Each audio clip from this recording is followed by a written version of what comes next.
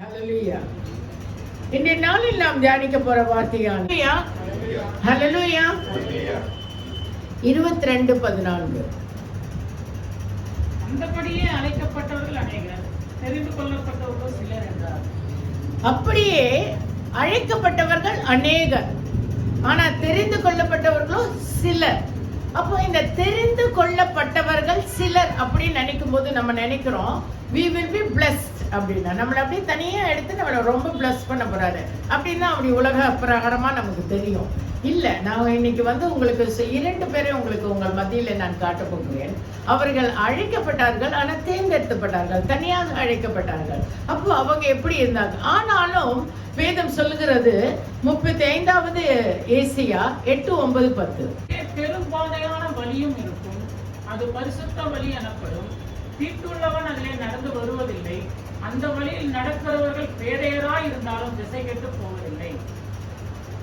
அங்கே சிங்கம் இருப்பதில்லை, துஷ்ட மிருகம் அங்கே போவதும் இல்லை, அங்கே காணப்படவும் மாட்டாது. மீட்கப்பட்டவர்களே அதில் நடப்பார்கள். கர்த்தரால் மீட்கப்பட்டவர்கள் திரும்பி ஆனந்த களிப்புடன் பாடி சீயோனுக்கு வருவார்கள். நித்திய மகிழ்ச்சி அவர்கள் தலையின் மேல் இருக்கும், சந்தோஷமும் மகிழ்ச்சியும் அடைவார்கள், சஞ்சலமும் தவிப்பும் ஓடிப்போம். அழைக்கப்பட்டவர்கள் அநேகர், தெரிந்து கொள்ளப்பட்டவர் சிலர். பாருங்க, தெரிந்து கொள்ளப்பட்டவர்கள் இந்த 8, 9, 10 இந்த வசனத்துக்குள்ளே கடந்து செல்வார். இப்ப நீங்க 8 படிங்க. அங்கே பெரும் பாதையான வழி இருக்கும், அது பரிசுத்த வழி எனப்படும். தீட்டுள்ளவன் அதிலே நடந்து வருவதில்லை, அந்த வழியில் நடக்கிறவர்கள் பேதியாய் இருந்தாலும் திசை கெட்டு போவதில்லை. பாருங்க, அழைக்கப்பட்டவர்கள் அநேகர், தெரிந்து கொள்ளப்பட்டவர்கள் சிலர். நாம் பேதியாய் இருந்தாலும் நாம் திசை திரும்பி போவதில்லை. கர்த்தரை மாத்திரம் பார்க்கிறவர்களாய் சிலராய் காணப்படுகிறோம். Hallelujah. Give hand to him. 9வது வசனம். அங்கே சிங்கம் இருப்பதில்லை, துஷ்ட மிருகம் அங்கே போவதும் இல்லை, அங்கே காணப்படவும் மாட்டாது. மீட்கப்பட்டவர்களே அதிலே நடப்பார்கள். மீட்கப்பட்ட சிலரான நாம் நமக்கு போராட்டங்கள் வருகிறது, நாம் நினைக்கிறோம் இது சிங்கம் என்று நினைக்கிறோம், துஷ்ட மிருகம் என்று நினைக்கிறோம், துஷ்ட ஜனங்கள் என்று நினைக்கிறோம். நமக்கு ஜனங்கள் தான் நம்ம மத்தியில துஷ்டமா காணப்படுகிறாங்க இல்லையா? அப்போ நம்ம நினைக்கிறோம் இதெல்லாம் நம்ம இப்படியே இருக்கு, நம்ம வாழ்க்கை இப்படிதான் இருக்குமா, ஐயோ நம்ம சஞ்சலமா தான் இருப்போமா, நான் விசேஷித்தவள் ஆயிற்றேன், நான் விசேஷமாய் அழைக்கப்பட்டவள் ஆயிற்றேன், உடைய வார்த்தையை நான் பற்றி கொண்டவள் ஆயிற்றேன் அப்படின்லாம் நம்ம நினைக்கலாம். ஆனா நம்ம மீட்கப்பட்டவர்கள் அந்த வழியிலே நடப்பதில்லை, அதெல்லாம் மாயாய் நம்மளை விட்டு விலகி போகும். 10வது வசனம். மீட்கப்பட்டவர்கள் திரும்பி ஆனந்த களிப்புடன் பாடி சியோனுக்கு வருவார்கள். நித்திய மகிழ்ச்சி அவர்கள் தலையின் மேல் இருக்கும், சந்தோஷமும் மகிழ்ச்சியும் அடைவார்கள், சஞ்சலமும் தவிப்பும் ஓடி போகும். பாருங்க, ஆனந்த களிப்புடன் பாடி சியோனுக்கு வருவார்கள். யார் சியோன்? நாம் கிறிஸ்து இயேசுவே சியோனாய் காணப்படுகிறார்.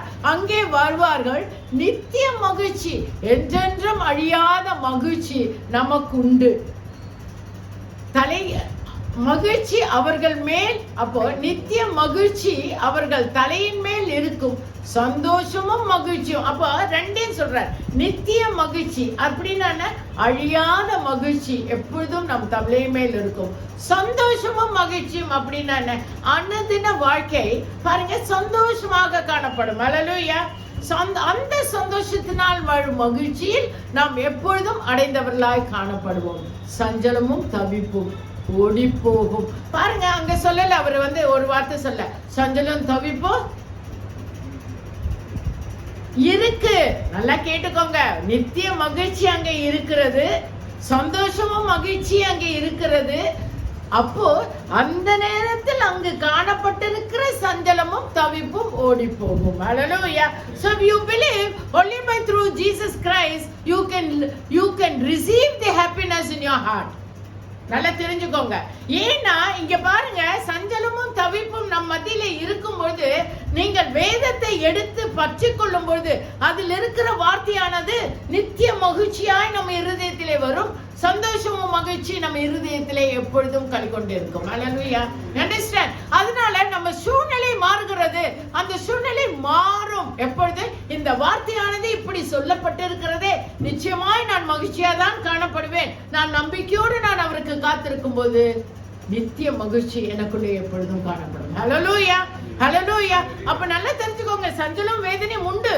ஆனா நித்திய மகிழ்ச்சி எப்படி வருகிறது என்றால், வார்த்தையை விசுவாசித்து அதில் நிலைத்து நிற்கும் பொழுதுதான் மகிழ்ச்சியும் சந்தோஷமும் நமக்குள்ளே காணப்படும். ஹல்லேலூயா. அப்போ நம்ம சஞ்சலம் இருக்குதுன்றதை நன்றாக புரிந்து கொள்ளுங்க. அப்பதான் அது ஓடிப்போம். Unless until you take the word of God in your heart and keep it in your as a sword, அதை நீங்கள் எடுத்து ஆயுதமாக வைக்காமல் அந்த சஞ்சலம் வேதனையும் உங்களை விட்டு விலகாது. அந்த வார்த்தை தான் அந்த சஞ்சலத்தையும் வேதனையும் விலக்கி போடும். Hallelujah. You understand? You understand? அப்போ நம்ம என்ன நினைக்கிறோம்னா, கிறிஸ்து இயேசுக்குள்ள வந்தோன்னே நான் ரொம்ப சந்தோஷமா இருப்பேன், நான் ரொம்ப மகிழ்ச்சியா இருப்பேன், எனக்கு நித்திய மகிழ்ச்சி எப்போ இருக்குது, நான் ஆண்டவருக்குள்ள வந்தேனே, நான் தசமபாகம் செலுத்துறேன், நான் நல்லா இருக்கிறேன், நான் சபைக்கு வரேன், நான் ஜெபம் பண்றேன், நான் எல்லார்கிட்டே நல்லவனா இருக்கேன், நான் நல்லவன் பேர் வாங்கியிருக்கேன். பட் ஸ்டில் நித்திய மகிழ்ச்சியும் சந்தோஷமும் மகிழ்ச்சியும் நமக்குள்ளே காணப்பட்டாலே ஒழிய சஞ்சலம் வேதனையும் நம்மளை விட்டு விலகாது. ஹல்லேலூயா, ஹல்லேலூயா. சோ வேதத்தின் சியோனுக்கு வருவார்கள். என்ன சியோனுக்கு? கிறிஸ்து இயேசுவிடம் வந்தால் மாத்திரம்தான் நித்திய மகிழ்ச்சி நம்ம இருதயத்திலே இருக்கும், சந்தோஷமும் மகிழ்ச்சியும் நமக்குள்ளே காணப்படும். ஹல்லேலூயா. மத்தேயு 7:13-14. சாரி, மத்தேயு 7:13-14. இடுக்கமான வாசல் வழியாய் உட்பிரவேசியுங்கள். கேட்டுக்கு போகிற வாசல் விரிவும் வழி விசாலமாய் இருக்கிறது, அதன் வழியாய் பிரவேசிக்கிறவர்கள் அநேகர். ஜீவனுக்கு போகிற வாசல் இடுக்கமும் வழி நெருக்கமுமாய் இருக்கிறது, அதை கண்டுபிடிக்கிறவர்கள் சிலர். அப்போ 13-14 என்ன சொல்லுதுன்னா, இடுக்கமான வாசலாய் உட்பிரவேசியுங்கள். பாருங்க, சியோனில் வருவார்கள் என்று சொன்ன வார்த்தை என்னன்னா, கிறிஸ்து இயேசுவிடம் வரும்பொழுது அந்த வார்த்தையானது ரொம்ப இறுக்கமான. ஏன்னா பாருங்க, ஆண்டவர் எப்படி அந்த சூழ்நிலையை கொடுப்பார்னா, ஒரு கடினமான ஒரு சூழ்நிலையை கொடுப்பார். நம்ம உடனே என்ன பண்ணுவோம்? அந்த சூழ்நிலையை உருவாக்குனவனை போயிட்டு திருத்த பார்ப்போம். கரெக்டா? ஆமாவா இல்லையா? ஆண்டவர் என்ன சொல்றன்னா, நம்ம திருத்த முடியாது, நீ திருத்திக்கோ. அந்த சூழ்நிலைக்கு how to fit, நீ எப்படி ஃபிட் ஆகணும் தான் நீ சிந்திக்கணும். அல்லேலூயா. புரிஞ்சதுங்களா? அதான் அவர் சொல்ற, இடுக்கமான வாசல் வழியாய் உட்பிரவேசியுங்கள், கேட்டுக்கு போகிற வாசல் விரிவும் வழி விசாலமா இருக்கிறது. அப்போ நமக்கு இப்படி ட்ரை பண்ணலாமா, அப்படி ட்ரை பண்ணலாமா, இந்த பிரச்சனையில இருந்து இந்த மாதிரி செஞ்சு இப்படி வரலாமான்னு யோசிப்போம். கிடையவே கிடையாது. நீ வசனத்தை விசுவாசித்து, நீ உன்னை வசனத்துக்கு ஒப்பு கொடுத்து, உன்னை நீ ஒடுக்கி, நான் இப்படி கீழ்படுகிறேன், இந்த வருஷம் கீழ்படியட்டும். நான் என் வாழ்க்கையில அதாங்க செஞ்சேன். நான் பார்த்தேங்க, நம்ம திருத்த முடியாதுங்க யாரு. நம்ம பாட்டுக்கு ஜெபம் பண்ணுங்க, அவங்க பாட்டுக்கு உட்கார வேண்டிய நேரத்துல உட்கார்ந்துருவாங்க. உட்காரணும்னு நான் சொல்லல, அது உருவாக்கிடுவாரு. நம்ம ஒண்ணுமே யாரையுமே நம்ம ஒண்ணும் பண்ண முடியாது. நான் இந்த சூழ்நிலையில எப்படி பேச வேண்டும், நான் என் வார்த்தையை எப்படி கொண்டு வர வேண்டும், நான் எப்படி நடக்க வேண்டும், நான் எந்த வார்த்தையை பற்றிக்கொள்ள வேண்டும், நான் எப்படி உபவாசிக்கணும், நான் ஆண்டவரே என்ன செய்யணும், நான் என்ன செய்யணும், நான் என்ன செய்யணும், நான் என்ன செய்யணும், இப்படியே தான் நான் கேட்டிருக்கேன். அந்த வாசல் எப்படி இருக்குன்னா, அது இடுக்கமான வழியா இருக்கும். அதிலே உட்பிரவேசியுங்கள். அப்போ என்ன ஆகும்? இடுக்கமான வாசல் வழியாய் உட்பிரவேசிங்கள், கேட்டுக்கு போகிற வாசல் விரிவும் வழி விசாலமாய் இருக்கிறது, அதன் வழியாய் பிரவேசிக்கிறவர்கள் அநேகர். அதாவது உலக பிரகாரமான ஒரு காரியத்தினாலே ஒருத்தரை பிரியப்படுத்தவோ, அல்லது ஒருவரை மாற்றவோ, அல்லது ஒருவரை நம் கை வசப்படுத்தவோ, அல்லது நம் வாழ்க்கையிலே ஒரு சந்தோஷத்தை உருவாக்கவோ, அல்ல அந்த சூழ்நிலையை மாற்றவோ முடியவே முடியாது. நன்றாக தெரிந்து கொள். அந்த வாசல் தான் இன்னைக்கு அநேகர் பிரவேசிக்கிறார்கள், அந்த வழியாக தான் அநேகர் போகிறார்கள். புரியுதுங்களா? ஆனா அழைக்கப்பட்ட சிலருக்கு அந்த வாசல் ஒத்து வராது, நமக்கு அது ஒத்து வராது. ஏன் தெரியுமா? நம்மளுடைய ஆத்மா ரொம்ப ஆண்டவருக்கு பிரியமான ஆத்மா. நம்ம அந்த வழியெல்லாம் எடுத்த ஃபெயில்னு வரும். இங்க உட்கார்ற அத்தனை பேருக்கும் நிச்சயமா எனக்கு தெரியும், you all know it very well. நீங்க எல்லாருமே அப்படி ருசி பார்த்தவங்க எனக்கு நிச்சயமாக தெரியும். நம்ம உலக பிரகாரமான ஒரு காரியத்தை காட்டி அல்ல அந்த சூழ்நிலையிலிருந்து வெளியே வரவே முடியாது. அதனால்தான் சொல்றாரு, இடுக்கமான வழியில் உட்பிரவேசியுங்கள், கேட்டுக்கு போகிற வாசல். இடுக்கமான வழி எதுனால் ஒரு வசனத்தை பற்றி கொண்டு அதன்படி என்னை நான் மாற்றி அந்த சூழ்நிலையை மாற்றுவது. ஏன் நான் மாறணும் அப்படின்னு எடுத்தோன்னு தோணும். இல்ல, நம்ம மாறினாதான் நம்மள இருந்து புறப்பட்டு அந்த இடத்த அது சரியப்படுது. நல்லா தெரிஞ்சுக்கோங்க, இதான் வெற்றியின் வாழ்க்கை. நம்ம நினைக்கலாம், என் மனைவிக்கு எப்படி இதை நான் எப்படி மாத்தது? நீங்க மனைவியை மாத்துறதுக்கு முன்னாடி நீங்க புருஷன் என்ன பண்ணணும்னா அதுக்கு ஆப்போசிட் ரியாக்ஷன்ல கரெக்டா மாறி இருக்கணும். அதாவது கர்த்தருடைய வாசனத்தினாலே மாறி இருக்கணும். அப்ப ஆட்டோமேட்டிக்கா அந்த மனைவி மாறுவான். அதேதான் மனைவிக்கும். என் புருஷனுக்குள்ளே இப்படி காணப்பட வேண்டுமே அப்படின்னா நீங்கள் மாறினால்தான் அந்த மாற்றம் அவருக்குள்ளே கடந்து வர வேண்டும். நான் எப்படி இந்த சூழ்நிலையை மாற வேண்டும்? நன்றாக சிறு பிள்ளைகளை கேட்டுக்கொள்ளுங்கள், இனி உங்களுக்கு வாழ்க்கை வரப்போகிறது. நான் எப்படி மாறினால் என் எதிர்க்க இருக்கிறவங்க மாறுவாங்க அப்படின்னு. என்னுடைய பெரியவன் 9 வயசு இருக்கும்போது நான் எப்பவுமே ஆர்கியூ பண்ணுவேங்க. Very bad habit of mind. அந்த சூழ்நிலையை மாத்துறதுக்கு ஆர்கியூ பண்ணுவேன். இல்ல, இதுதான் கரெக்ட், இப்படிதான் மாத்தணும், ஏன் நீங்க இப்படி செய்றீங்கன்னு நான் கேட்பேன். ஒரு நாள் சாம் என்கிட்ட சொன்னான், இவர் இப்படியே இருக்கட்டும், நீ என்ன செய்யணும்னு யோசிங்கன்னா. ஊழியத்துக்கு வந்தப்புறம் தான் 9 வயசு. அன்னைக்கு என் மண்டையில அது இருந்துச்சு. ஓ கரெக்ட், இவன் சொல்றது கரெக்ட். சரி, யார் வழியாவோ கத்தர் அந்த வார்த்தையை தருகிறேன். ஓகே, நான் மாறினா any action has a reaction. புரியுதுங்களா? நான் அன்பா இருந்தால் காலம் கடந்தது அன்பு வரும். நான் எரிச்சல் இருந்தா அங்க விரோதம் தாங்க வரும்.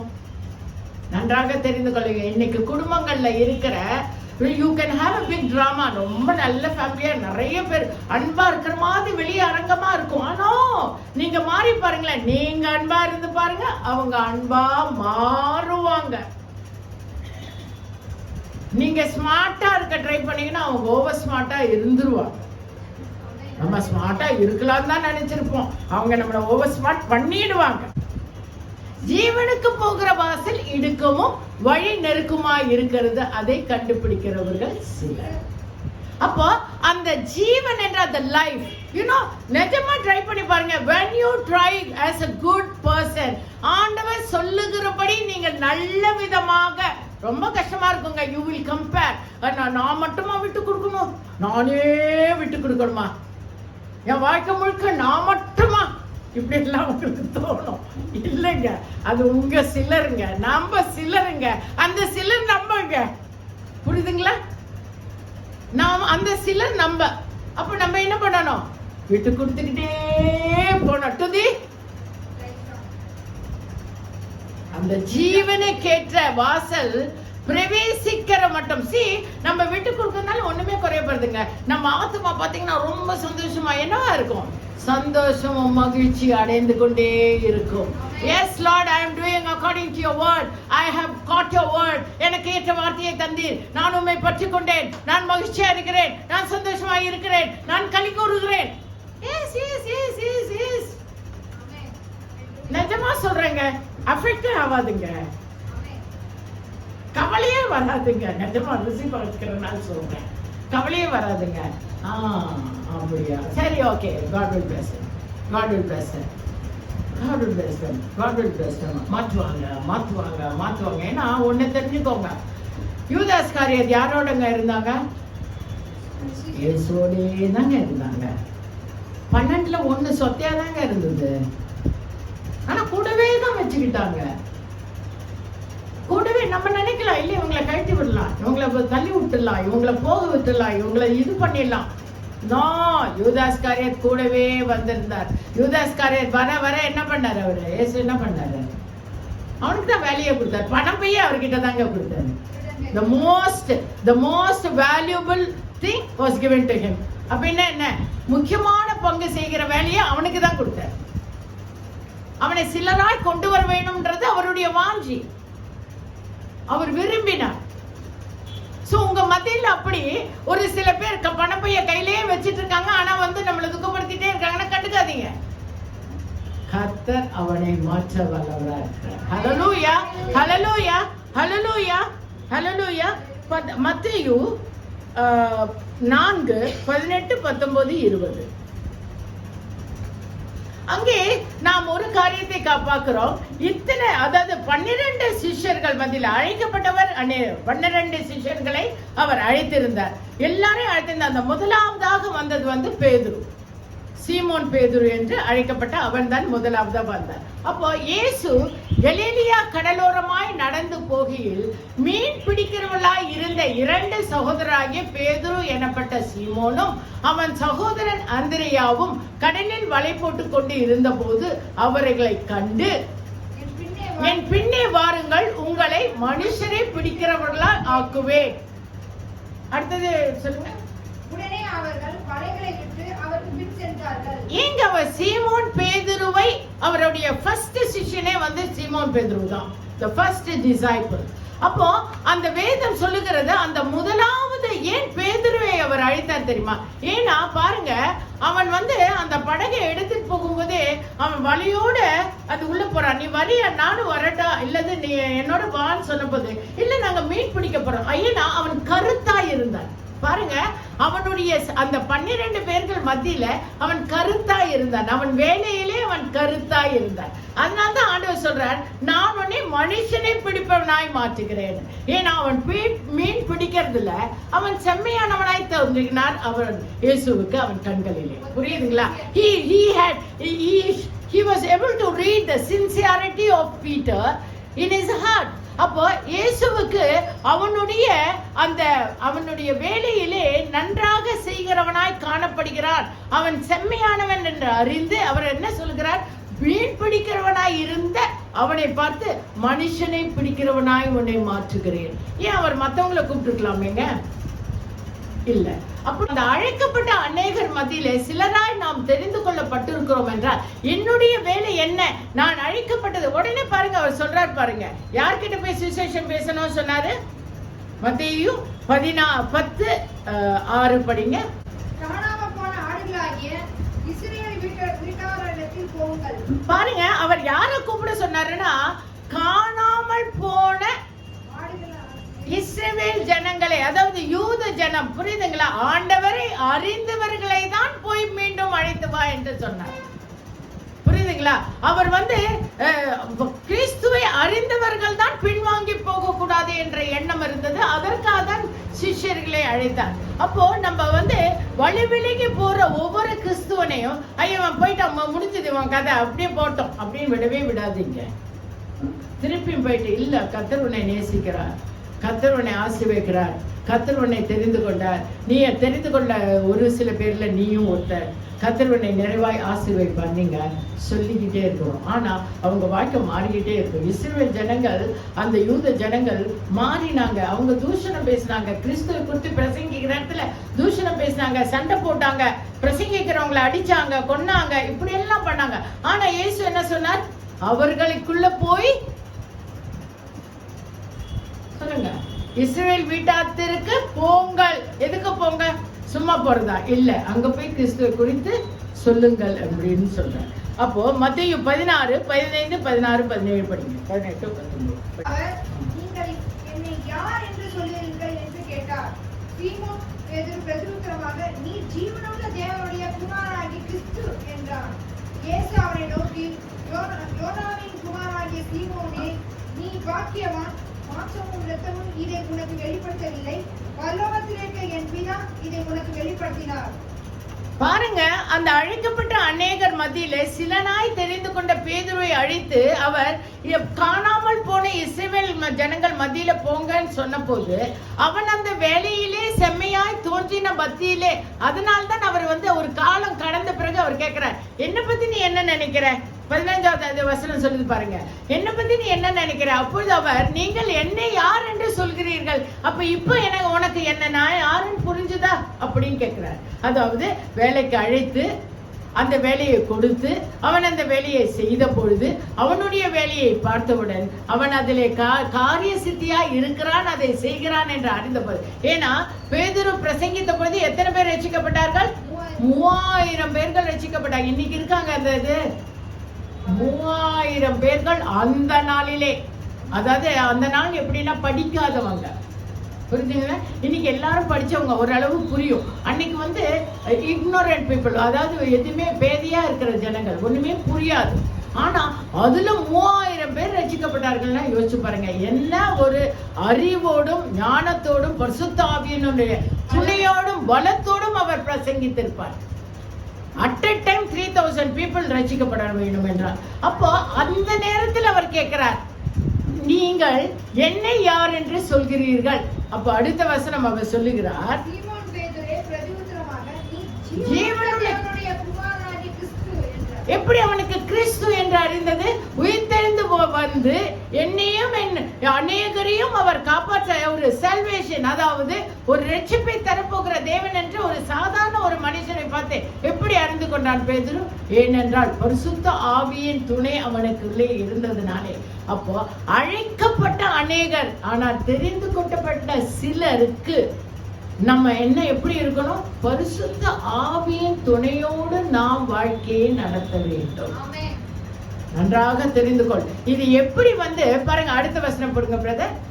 இயேசு அவனை நோக்கி, யோனாவின் குமாரனாகிய சீமோனே, நீ பாக்கியவான். மாம்சமும் இரத்தமும் இதை உனக்கு வெளிப்படுத்தவில்லை, பரலோகத்தில் இருக்கிற என் பிதா இதை உனக்கு வெளிப்படுத்தினார். பாருங்க, மாம்சமும் ரத்தமும் உன்னை இது வெளிப்படுத்தவில்லை, நான் கிறிஸ்து என்று, ரட்சிப்பின் தேவன் என்று நான் இருக்கிறேன் என்று உனக்கு யார் வெளிப்படுத்தினார் என்றால் பிதாவானவர் பரிசுத்த ஆவியின் துணையோடு அவனுக்கு வெளிப்படுத்தினார். அப்போ நம்ம தேவ ஜனமே பாருங்க, நம்ம சிலர் தான் அழைக்கப்பட்டிருக்கிறோம். அப்ப நம்ம சிலருக்குள்ள நம்ம வெற்றியாய், நமக்கு அழைக்கப்பட்ட வெற்றி நமக்குள்ள காணப்பட வேண்டுமே. இதில் இருக்கிற பிதாவின், அதை பிதா நமக்கு வெளிப்படுத்தக்கூடிய சத்தியத்தை அல்லது பலத்தை நாம் இன்னும் அடையவில்லையா? நம்ம இன்னும் இக்னோரண்டா இருக்கோமா? நம்ம இன்னும் பேதியா இருக்கோமா? ஆவியானவர் நமக்கு துணை செய்வதில்லையா? நல்லா கேட்டு பார்த்துக்கோங்க. அப்போ பரிசுத்த ஆவியானவருடைய துணையோடு தான் அடுத்த வெற்றிக்குள்ளே நம்ம கடந்து போக முடியும். அப்ப அடுத்த வசனம் போடுங்க பிரதர், 18, 19.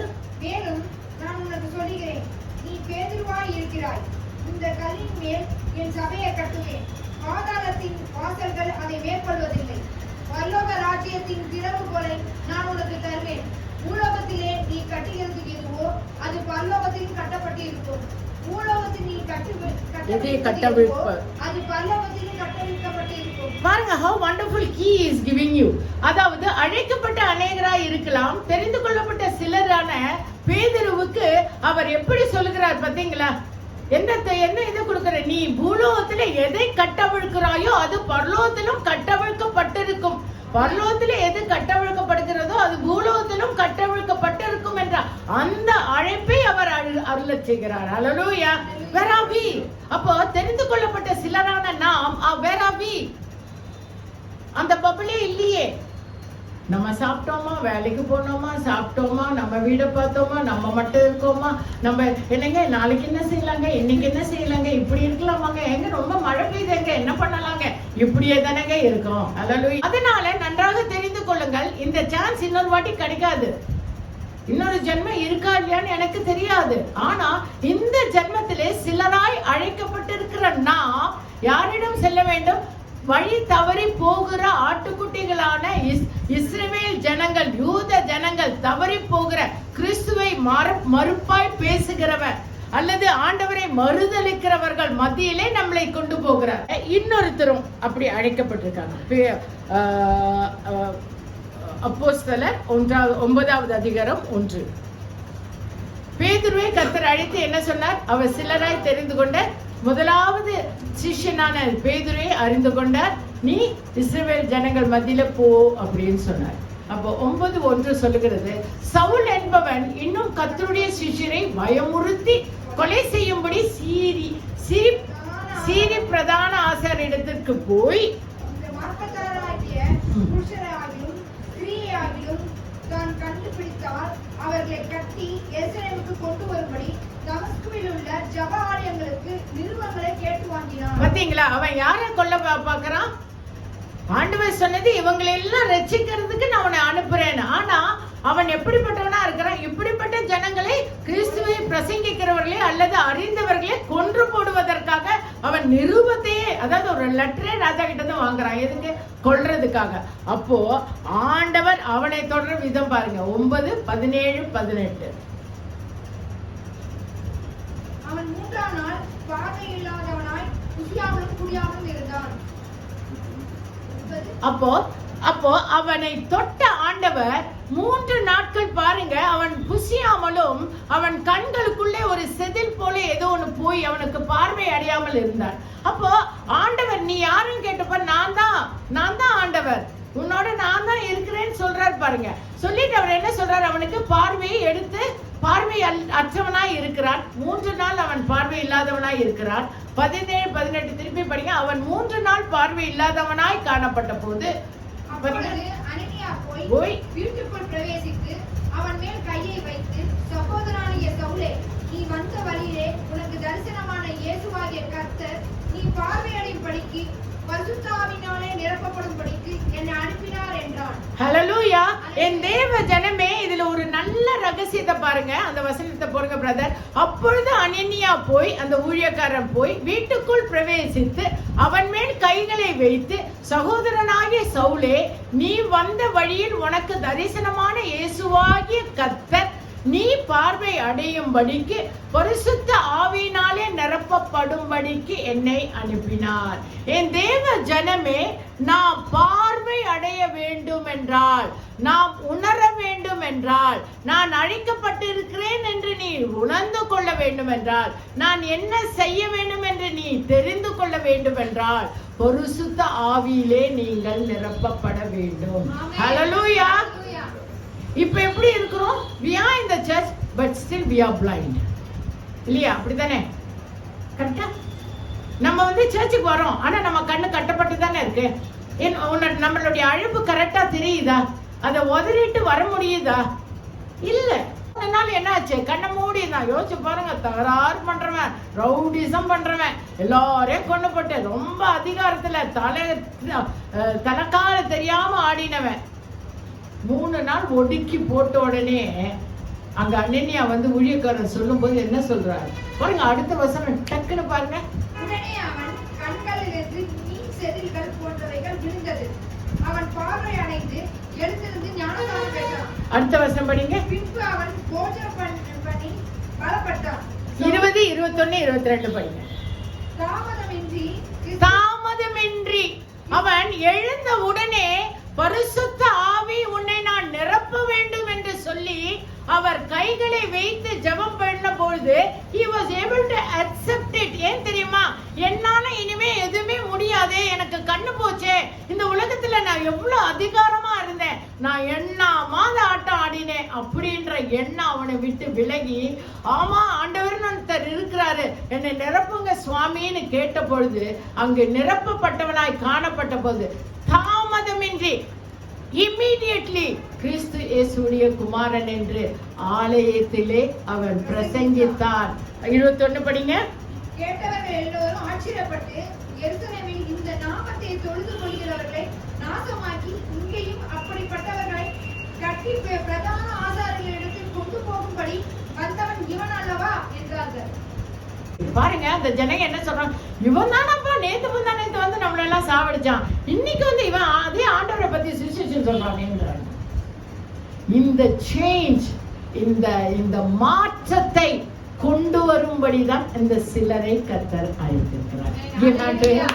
ஆண்டவரோடு ஐக்கியம் இருந்தால் அந்தந்த ஆவியானவர் தாமே உங்களுக்கு அந்த வார்த்தையை கொண்டு வருவார். அந்த உபத்திரத்திலிருந்து வெளியே வருவீங்க. அதுக்கு உங்களை நீங்க ஒப்பு கொடுக்க வேண்டியவர். சரி, நீங்க ஒரு கிரயம் கொடுக்காம அவர் ஒண்ணு செய்ய மாட்டார். எனக்கு இதெல்லாம் உபத்திரமா படுதுன்னா, இது உனக்கு உன் கண்ணு முன்னாடி அனுபவிச்சிருக்கான்னா நீ ஏதோ மாறணும்னு இருக்கு. அப்படின்னா இது உன் கண்ணுல இருந்து எடுத்துக்க. அதுதான் ஆண்டவருடைய ப்ராசஸ். நம்ம அவங்கள மாத்தணும் விட்டு கொடுத்து no, don't bother it, just ignore. Whether they are your children, your partner, whoever it is, your neighbor, your relations, anyone, just leave it to God. You pray more and more, pray, fast and pray, give it to God. உங்களுடைய விசுவாசத்தை பலப்படுத்திக் கொள்ளுங்கள். அந்த விசுவாசம் பல கொள்ள பாருங்க, விசுவாசிக்கிறவன் விசுவாசிக்கிறவன் அது ஒண்ணுதானா? விசுவாசிக்கிறவன் பாக்கியவான், விசுவாசிக்கிறவன் பதறான். அப்போ பதற வேண்டிய அவசியம் இல்ல. பாக்கியமாய் மாற ஒரு சந்தர்ப்பத்தை தந்திருக்கிறார். விசுவாசித்துக் கொள்ளுங்கள், அமைதியாக இருங்கள், பாக்கியவானாய் மாறுங்கள். ஹல்லேலூயா. அந்த சூழ்நிலையினாலே பாக்கியவான் பாக்கியவதியாய் மாறுங்கள். He is going to do it. அதுக்கு தான் இந்த உபத்திரம். அவர் ஏன் ஒன்னு நல்லா தெரிஞ்சுக்கோங்க.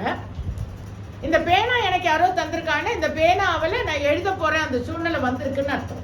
சோ ஒரு உபத்திரம் வந்திருக்குதுன்னா அந்த உபத்திரத்தினாலே நான் வெற்றி கொள்ள போகிறேன்னு அர்த்தம். அந்த வெற்றியை அவர் ஏற்கனவே அங்க வைத்திருக்கிறார். அந்த வெற்றியை அடைவதற்கு நீ ஒரு பாதையிலே கடந்து போக வேண்டும். அந்த பாதையிலே நீ எந்த பாதையை, எந்த வசனத்தை, அது இடுக்கமான வழி, நீ வாசித்து அறிந்து அந்த பாதையிலே நீ கடந்து செல்ல. Did you understand that? புரிஞ்சுதுங்களா? இல்லைன்னா அந்த உபத்திரத்தை நம்ம முடியாது. See, anything which is coming in your life is for you to change, not others. Whether your partner, whether your children, whether anyone, it is for us to change and it is not for others. They will change accordingly, according to God's plan. புரிஞ்சுதுங்களா? அதுக்கு அவர் இன்னொரு நாள் வச்சிருக்கிறார். ஆனா அதுக்கு முன்னாடி நான் சாந்தம் அடைய வேண்டும் என்றால் நான் சாந்தம், நான் விசுவாசம் அடைய வேண்டும் என்றால் நான் விசுவாசம், நான் நம்பிக்கையோடு இருக்க வேண்டும் என்றால் நான் நம்பிக்கையோடு இருக்க வேண்டும், நான் வசனத்தை பற்றிக்கொள்ள வேண்டும்னா நான் வசனத்தை. நீ டிவி பார்க்காதுன்னா நான் டிவி பார்க்க கூடாது, நீ இதை புசியாதே, நீ அந்த இடத்துக்கு போகாதுன்னா நான் போக கூடாது. Maybe others can to it, we cannot do it. ஏன்னா நான் அழைக்கப்பட்டதுல சிலர்ல நான் வருது. புரிஞ்சுதுங்களா? அப்படி நீங்க ஒவ்வொருத்தரும் you have to ask, ஆண்டவரே நீர் என்னை தேர்ந்தெடுத்தது எதற்கு, எதற்காக சுவாமி என்னை என்ன? ஆனா நிஜமா சொல்றேன், God will never let you down in this world. இந்த உலகத்துல அவர் ஜெயித்தது போல இந்த உலகத்தையும் நீங்கள் ஜெயிப்பீர்கள். நல்லா தெரிஞ்சுக்கோ, he will never let you down. எந்த விதமான ஒரு காரியத்திலும் அவர் நம்மளை கீழே போடவே மாட்டார். he will never let you down. ஆசீர்வாதமாய் மற்றவர்களுக்கு ஒரு சாட்சியாக நாம காணலாம். ஆனால் அந்த உபத்திரம் வருகிறது என்றால் அதை நாம் பற்றி கொண்டு அது இடுக்கமான வழியிலே கடந்து அதை வெற்றி கொள்கிறோம். ஏனென்றால் பாருங்க, பேதுரு அப்படி செய்கிறார், பவுல் அப்படி செய்கிறார். பவுல் எப்படி செய்கிறார்? அந்த 3 நாள் அவனுக்கு இடுக்கமான வழி. அப்ப அனனியா என்ற ஊழியக்காரர் வந்து ஜெபித்த பொழுது அதை ஏற்றுக்கொள்கிறார். பரிசுத்த ஆவி அவனுக்குள்ளே கடந்து வந்த பொழுது சற்றென்று அவன் உடனே சுவிசேஷம் சொல்லுவதற்கு ஞானஸ்தானத்தை எடுத்து, பாருங்க அந்த கிரியை அவன் செய்கிறான். ஞானஸ்தானத்தை எடுத்து அவன் சுவிசேஷத்துக்கு கடந்து செல்கிறான். ஏன் அதை அவன் எப்படி புரிஞ்சுக்கிட்டான்? பரிசுத்த ஆவியின் துணையோடு. அப்போ நமக்குள்ள புரிதல் இல்லை என்றால் பரிசுத்த ஆவியின் துணை குறைவு. அங்கே சுயம் இருக்கிறது. ஏதோ ஒண்ணு விட்டுட்டு வரலன்னு, ஏதோ ஒண்ணு எப்படி பிடிச்சி வச்சிருக்கோன்னு அர்த்தம். இப்படி 100 மாதிரி அது அப்படியே மேரேஜஸ்க்கெல்லாம் பார்த்துருக்கீங்க, பொண்ணு பையனை அப்படியே கட்டி வச்சுருக்காங்க. அதுமாதிரி நம்ம பழைய வஸ்திரத்தோட நம்ம புது வஸ்திரமும் அப்படியே நாட்டா கட்டிடும். அப்பதான் நம்ம வந்து பரிசுத்த ஆவியானவர் நம்மளை நிரப்புவார். நல்லா தெரிஞ்சுக்கோங்க, பரிசுத்த ஆவியின் துணை இல்லாமல் நாம் வெற்றி கொள்ள முடியாது, சூழ்நிலையை வெற்றி காண முடியாது. ஓகே, அப்போ 2 தீமோத்தேயு 4, 6, 7, 8 நான் முடிக்க போகிறேன். பவுல் சொல்றார் பாருங்க, நான் இப்பொழுது பான பலியாக வார்க்கப்பட போகிறேன், நான் தேகத்தை விட்டு பிரியும் காலம் வந்தது, நல்ல போராட்டத்தை போராடினேன், ஓட்டத்தை முடித்தேன், விசுவாசத்தை காத்து கொண்டேன். அடுத்தது, நீதியின் கிரீடம் எனக்காக வைக்கப்பட்டிருக்கிறது, நீதியுள்ள நியாயாதிபதியாக கர்த்தர் அந்நாளிலே அதை எனக்கு தந்தருள்வார். எனக்கு மாத்திரமல்ல, அவர் பிரசன்னமாக்குதலை விரும்பும் யாவருக்கும் அதை தந்தருள்வார். நல்ல போராட்டத்தை போராடினேன். அப்ப அங்க என்ன இருக்கு? போராட்டம் இருக்கிறது. எதுக்கு? நல்ல வாழ்க்கை, வசனத்துக்குள்ள வாழறதுக்குங்க. ஏன்னா நம்ம உலகத்துல இருக்கோம், நம்ம நல்லவங்களா இருக்கணும்னா அதுக்கு போராடி தாங்க இருக்கணும். போராட்டம் கொஞ்ச நாள் தாங்க இருக்கும். நல்ல போராட்டத்தை போராடினேன், ஓட்டத்தை முடித்தேன், விசுவாசத்தை காத்துக்கொண்டேன். எதற்கு போராடுகிறோம் என்றால் விசுவாசத்தை காத்துக்கொள்வதற்கு. எந்த விசுவாசத்தை காத்துக்கொள்வதற்கு? என்னை அநேகரிலிருந்து என்னை சிலராய் தெரிந்து கொண்டார், நான் பேசலி அழைக்கப்பட்டிருக்கிறேன், விசேஷித்த ஆவி என்மேல் இருக்கிறது, என்னை தெரிந்து கொண்டதின் மித்தம் நான் அநேகருக்கு சாட்சியாய் இருப்பேன், கிறிஸ்து இயேசு மகிமைப்படுவார் என்ற அந்த சிலரிலே நான் காணப்படுகிறேன் என்ற விசுவாசத்தை காத்து கொள்ளும்படிக்கு. 8வது வசனம், இது முதல் நீதியின் கிரீடம் எனக்காய் வைக்கப்பட்டிருக்கிறது. நீதியின் கிரீடம்னா என்ன தெரியுமாங்க? விசுவாசம் இருந்தாலே நீங்க பாருங்க, அநீதியான எந்த காரியமும் நம்ம கிட்ட வராது.